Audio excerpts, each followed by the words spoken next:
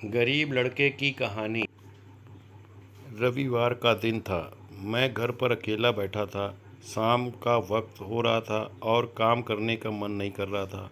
अचानक मैंने सोचा कि चलो थोड़ा बाहर घूम के आते हैं। वैसे भी रोज़ ऑफिस और घर के अलावा कुछ सोच नहीं पाते हैं।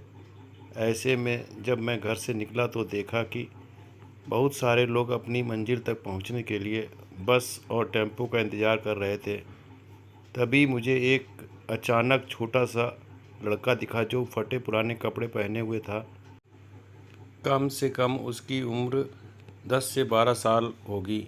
वह लड़का भूख से बेहाल लोगों से खाने के लिए कुछ मांग रहा था, पर कोई कुछ भी देने को तैयार नहीं था।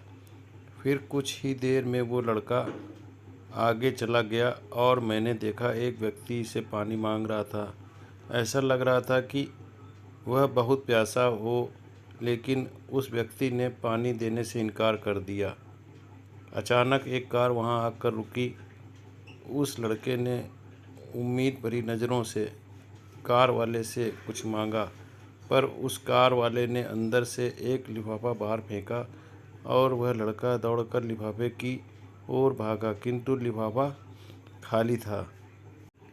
फिर वह लड़का लिफाफा फेंक कर निराश मन से आगे बढ़ा और तभी उसकी नज़र एक पेड़ के नीचे बैठे आदमी पर पड़ी। वह लड़का थककर उस पेड़ के नीचे आदमी के पास जाकर बैठ गया। लड़के ने देखा कि वह भी उसकी तरह गरीब आदमी है जो पेड़ के नीचे बैठा था। तब लड़के ने अपनी तरह ही दैनिक स्थिति देखकर उससे बातचीत की और उससे अपनी स्थिति सुनाई। फिर उस व्यक्ति ने अपने खाने के हिस्से में से कुछ उस लड़के को दिया और दोनों खाने लगे।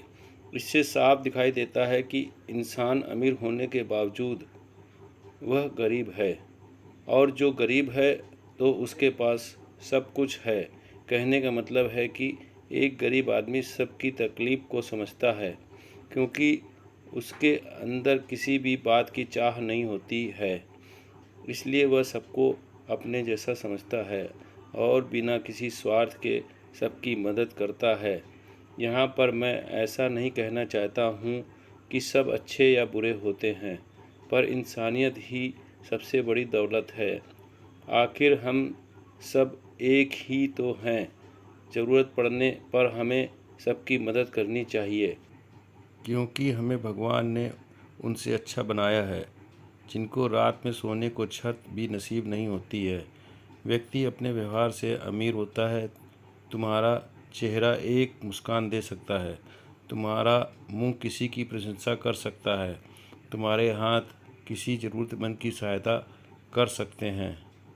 तुम कहते हो कि तुम्हारे पास कुछ नहीं है, क्योंकि आत्मा की गरीबी वास्तविकता की गरीबी होती है।